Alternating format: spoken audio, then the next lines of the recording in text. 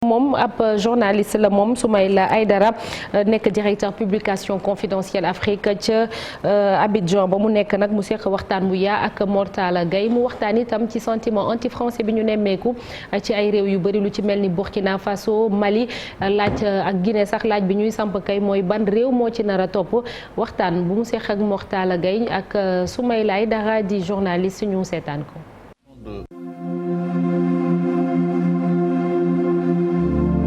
Soumaïla Aïdara, vous êtes journaliste, directeur de publication de Confidentiel Afrique.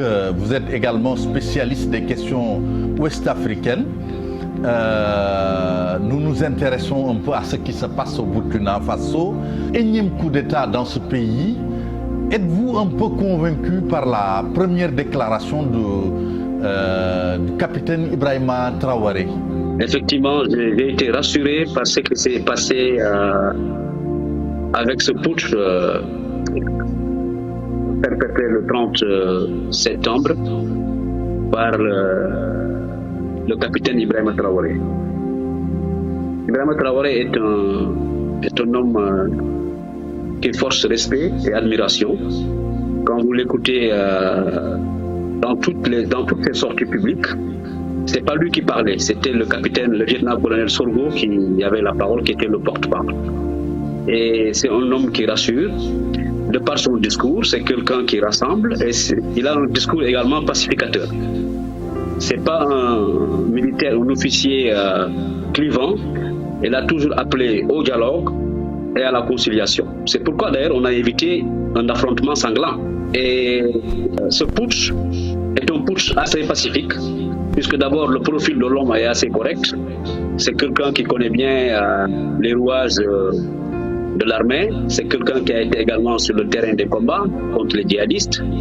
Il a eu à gérer également l'artillerie la plus lourde du Burkina Faso, qui est l'artillerie de Kaya. Peut-on le prendre au mot, disons, et le croire quand il dit, par exemple, qu'il n'est là que pour expédier les affaires courantes? Pour ceux qui le connaissent et qui l'ont pratiqué, c'est pas moi qui le dis, mais selon mes sources, beaucoup d'officiers ont beaucoup de respect pour lui. D'ailleurs, c'est ce qui a expliqué d'ailleurs ce révélement extraordinaire, parce que tout le monde s'attendait à un affrontement sanglant. Mais lui, il était toujours dans sa posture de dialoguer et de demander un acte de démission au lieutenant-colonel Paul-Henri Damiba. D'ailleurs, c'est ce qui a retardé d'ailleurs le départ d'Henri Damiba au niveau de Lomé. Parce que l'hélicoptère, si vous vous souvenez, le Confidentiel Afrique avait donné l'information dès le samedi matin. On a dit qu'il y a eu un avion qui a atterri à Ouagadougou le samedi à 20h. Mais on attendait juste l'acte de démission que Damiba devait notifier à la nouvelle junte militaire. Parce que Damiba savait qu'il était fini. Damiba n'avait plus les bâtiments administratifs stratégiques. Damiba jouait les prolongations, pensant qu'il y aura un revirement extraordinaire, parce qu'il a eu à promouvoir beaucoup d'officiers quand il a pris le pouvoir. Et également, il s'attendait à ce que des officiers de sa région puissent quand même le rallier à la dernière minute. Ce qui n'est pas arrivé d'ailleurs. Il y a eu une grosse trahison au niveau de l'état-major. Comment se fait-il que Damiba n'a pas vu venir? C'est la grande question d'ailleurs, parce que les services secrets militaires du Burkina Faso l'avaient alerté. Mais il n'a pas pu venir. Pourquoi? Parce qu'il était entêté. Soit il pensait qu'il pouvait à tout moment le dessus sur le rapport de force militaire à l'intérieur d'ailleurs. Parce que depuis qu'ils ont arrêté Zoungrana, le capitaine Emmanuel Zoungrana, depuis lors il y a eu un délitement au niveau de l'armée. Parce que le cas Zoungrana a précipité le départ de Damiba. Pouvez-vous nous dire ce que représentait Zoungrana? Zoungrana était le pivot du dispositif sécuritaire au Burkina Faso. Zoungrana, il s'est battu, c'est lui qui a été derrière le coup d'État de Kaboré. Et mais à la dernière minute, certaines officines ont dit à Damiba qu'il cherchait à le renverser, ce qui a précipité d'ailleurs son arrestation. Mais il savait qu'en arrêtant Zoungrana, il allait irriter une partie de l'armée, dont le capitaine Traoré, Ibrahima Traoré, qui est un de ses proches collaborateurs. D'ailleurs, vous avez compris, quand il y a eu le putsch, l'après-midi, il y a une réunion d'urgence à l'état-major, et le capitaine Ibrahima Traoré a demandé à ses hommes, à ses proches, qu'ils vont libérer Zoungrana. Mais après l'acte de démission qui sera notifié officiellement par Damiba. C'est ça en fait, c'est un rapport de force. Et Damiba savait dès les premières heures des détonations, il a été exfiltré par les forces françaises, ça nous l'avons dit, nous l'avons écrit, et il a été logé dans une villa non loin de l'ambassade de France. Ce qu'il a, disons, refuté. Ce qu'il a refuté, mais c'était pour ne pas pousser les jeunes manifestants à aller s'attaquer aux intérêts français. Mais ce qui est intéressant dans cette affaire, c'est qu'il avait en face de lui un homme, le capitaine Traoré, avec tout son sang-froid, et il savait que le gars voulait un affrontement. Mais il n'est pas allé dans cette logique. Il a demandé la conciliation, il a fait intervenir les grands dignitaires coutumiers de Moro-Naba, qui est l'autorité suprême coutumière du Burkina Faso, qui régente la vie de la République. Et voilà, aujourd'hui, Damiba sait qu'il était coincé. C'est ce qui a fait qu'il n'y a pas eu diffusion de sang au Burkina.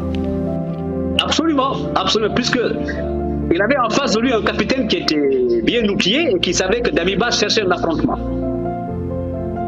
Parce que l'armée qui était avec Traoré, disons, les premières heures du putsch, il y avait une forte confusion. Certains officiers n'avaient pas encore lâché Damiba.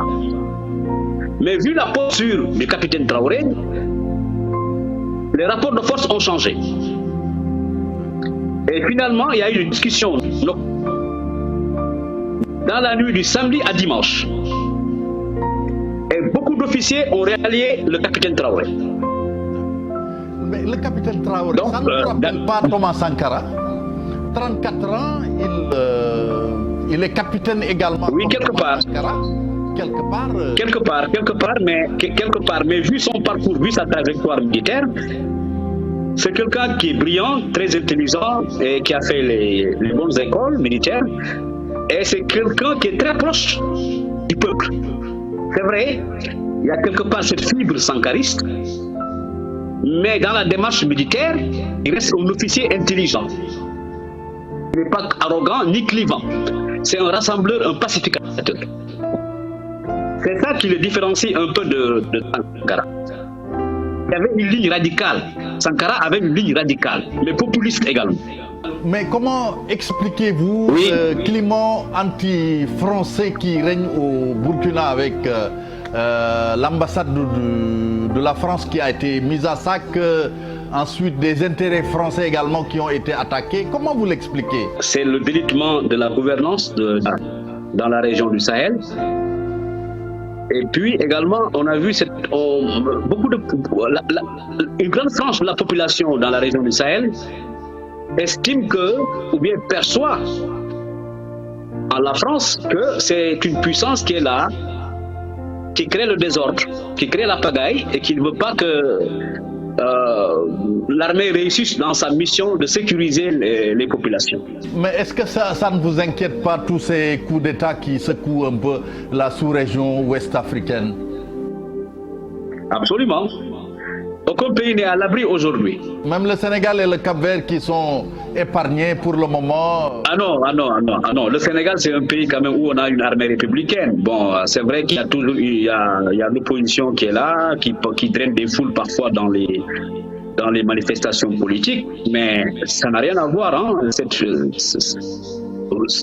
L'armée est restée républicaine. Hein. Au Sénégal, ça tout le monde le sait.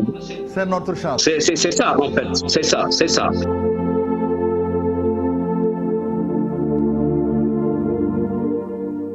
Merci Mortala Gaye pour cet entretien avec Soumaïla Aïdara, directeur publication du magazine Confidentiel Afrique. Doon wax ci li xew fële ci Burkina Faso daanaka ci loolu la ñuy dal si léegi ak suñu gan.